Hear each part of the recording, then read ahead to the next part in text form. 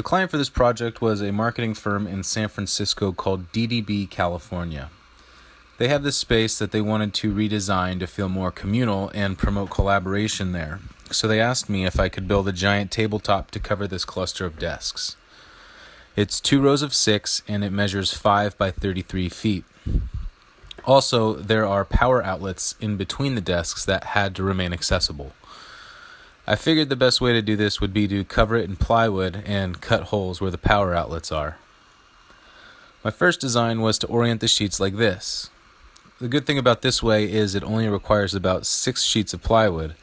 What I don't like about this design is that one 4-foot by 8-foot piece of plywood doesn't span the full 5 feet. So an additional 6 inches needs to be joined on each side, which looks busy and has too many seams for my liking. My next idea was to have the boards oriented this way. It required 9 sheets and they can span the whole 5 feet, so it looks much cleaner.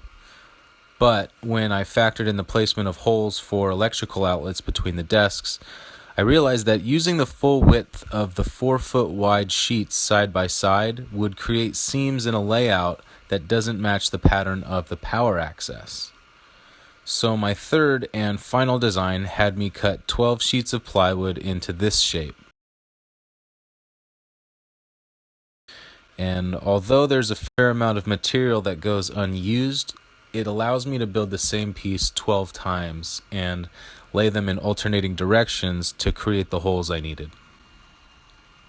Once the plywood was down, I'd install a lip out of a matching hardwood that would extend a couple inches down to conceal the edge of the plywood as well as the desk underneath.